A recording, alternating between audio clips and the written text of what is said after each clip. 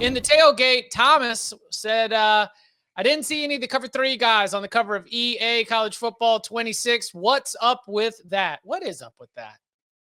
We should have been the only 4. It's just been us 4, on the cover. That's what that would have sold record numbers if they would have done that.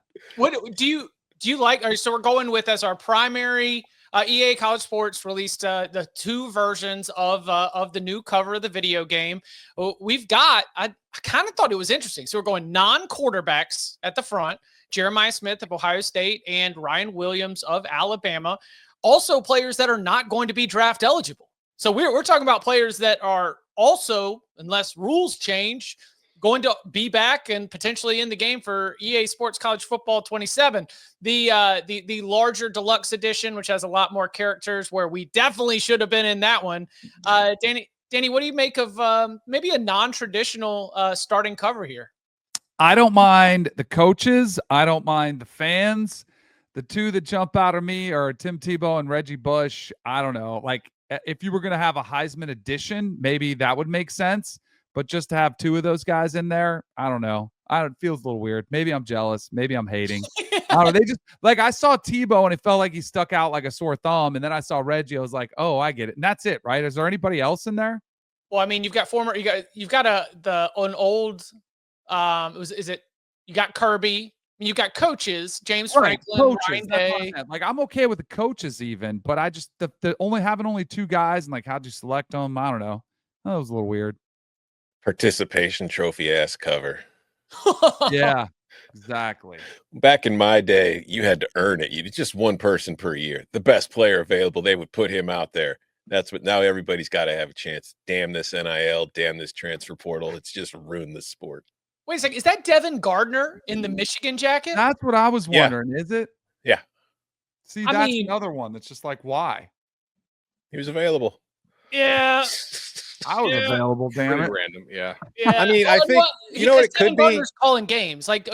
Devin Gardner, Tim Tebow, Reggie Bush, what is the common thread between those 3? They are active college football media members. Tim Tebow. Reggie's on TV?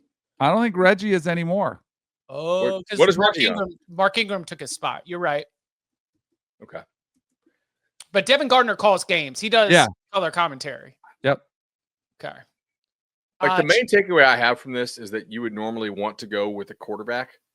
But if you think about the quarterbacks in the Heisman odds, how many of these dudes have really played very little or not at all?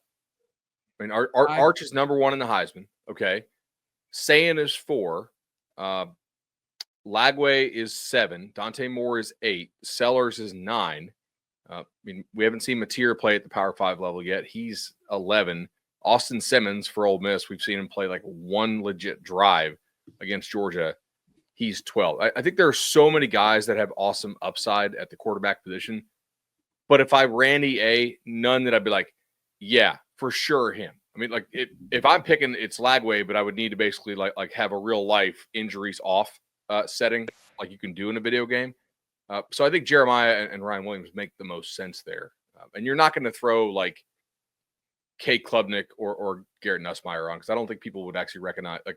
If you took the average college ball fan helmet off, would they be able to say, yeah, that's Kate Klubnik? I think they could say Cade over Nuss. I think the same for Nuss. You think they would know Nuss? I'm not going to argue for Cade, but I think Cade with the flow is a bit more recognizable than Nuss. Jeremiah is recognizable, clearly. Correct. Right? He got a ton of airtime. Arch is recognizable because he the outside football. Well, stuff. Arch said no. That's the reporting. Right. Arch and Stark both, right? Mm-hmm. They're focused on business. We're going to give him the same credit we gave Quinn Ewers when he cut his hair. Yeah. All of a sudden, we were like, "Hey, listen, new Quinn Ewers. He cut the mullet. We got to take him." Time for frivolity. Montreal says if Sellers wins the LSU game, he is on the cover. I don't think so. But tailgate also coming through. Devin Gardner, former cover athlete. Tim Tebow, former cover athlete. I don't think Devin Gardner was ever on a cover. He was not. Denard was. Denard was. So is that Denard or is it definitely Gardner? I can't really tell looking at it on this small. Yeah, it's so small. I can't really tell. I like also this has also been noticed.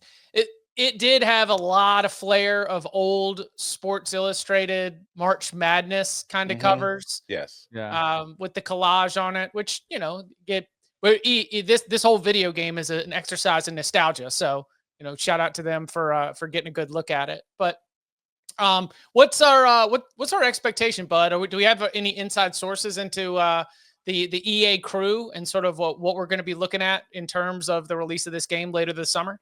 I will find out tomorrow. Actually. There we go. So we'll, I guess when we reconvene on Monday, or well, no, not Monday, probably Wednesday, right? Soon. Yeah, soon. We'll get it. We'll get a full report from Bud Elliott from being inside the belly of the beast. Looking at EA Sports, he was able to get there and give us a look at it last year. That we'll be able to provide that again.